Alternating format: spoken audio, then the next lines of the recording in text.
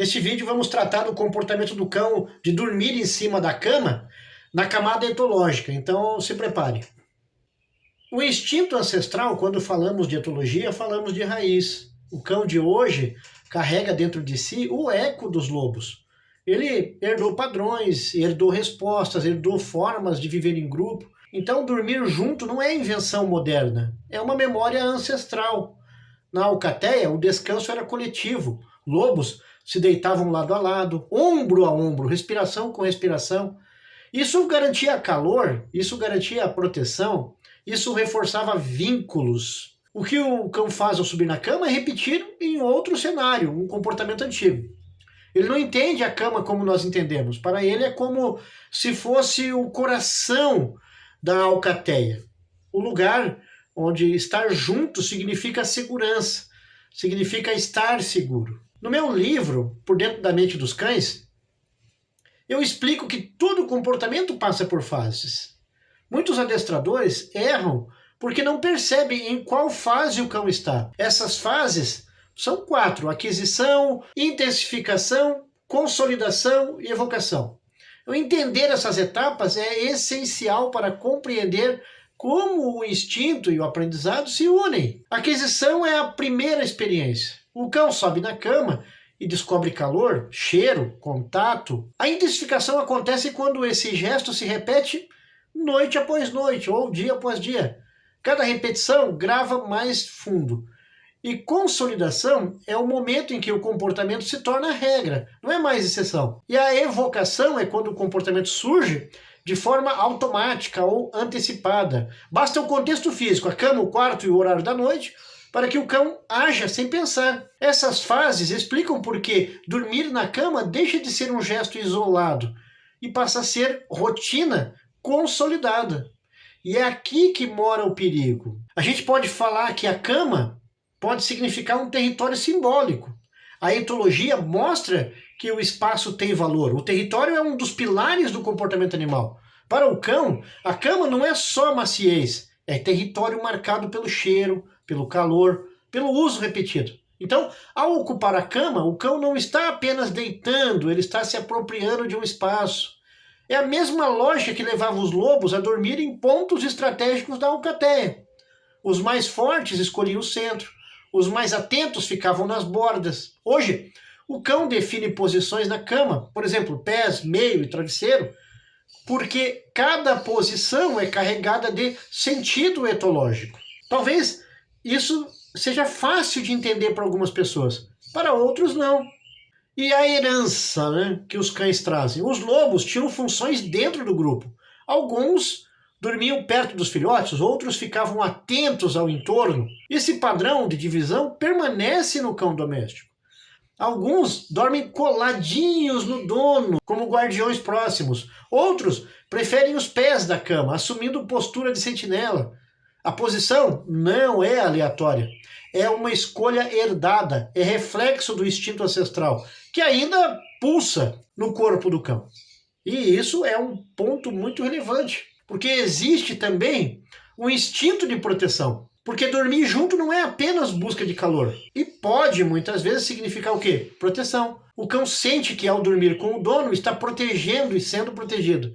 E isso reforça o vínculo. Isso fortalece a confiança. Mas também pode criar excesso. O cão que assume o papel de guardião da cama pode começar a rosnar, bloquear espaço e até morder. Para ele, a cama deixou de ser apenas um abrigo, virou recurso. E na lógica etológica, recursos precisam ser defendidos.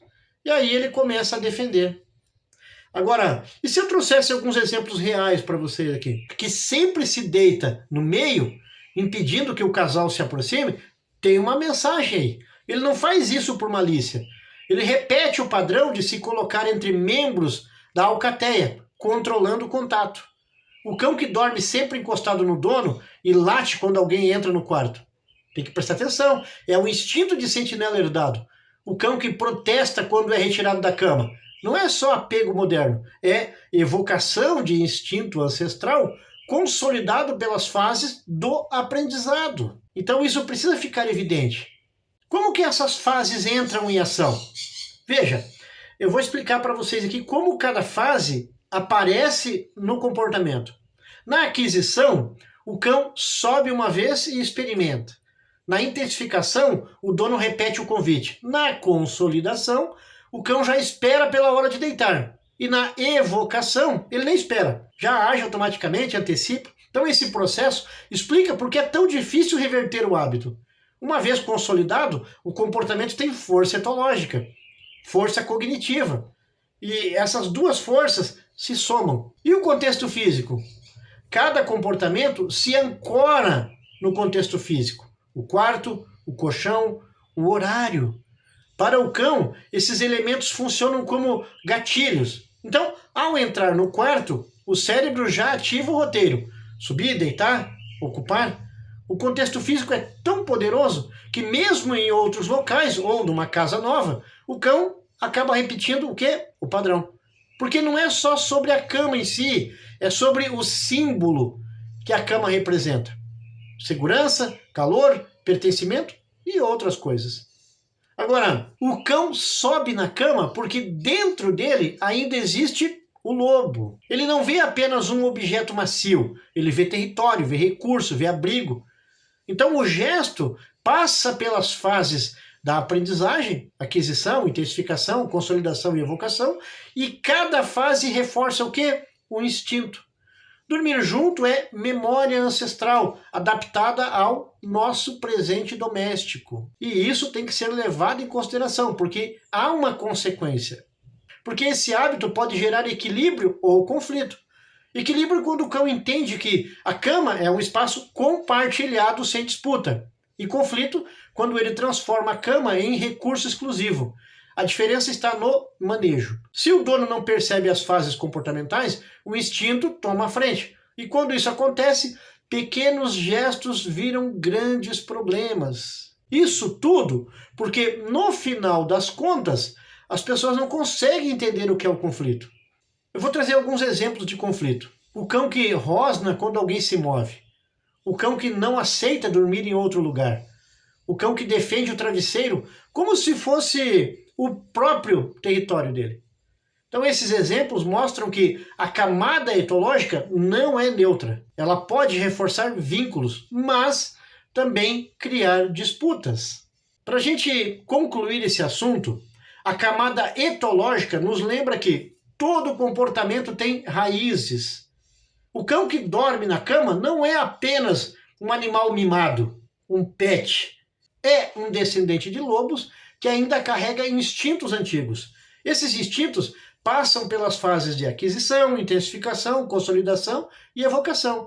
E quando se unem ao contexto físico da casa, se tornam rotina poderosa. O que parece simples é, na verdade, complexo. É instinto, é fase, é contexto. Este é um vídeo que eu estava devendo para vocês sobre a camada etológica. Acabamos de ver nesse vídeo isso. E nós entendemos como o instinto ancestral influencia o ato de dormir na cama.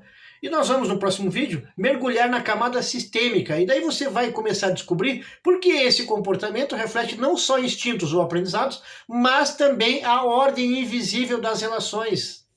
E aqui eu quero chamar a sua atenção para você aprofundar. Por quê? No meu livro Por Dentro da Mente dos Cães, eu explico detalhadamente as fases comportamentais: aquisição, intensificação, consolidação e evocação.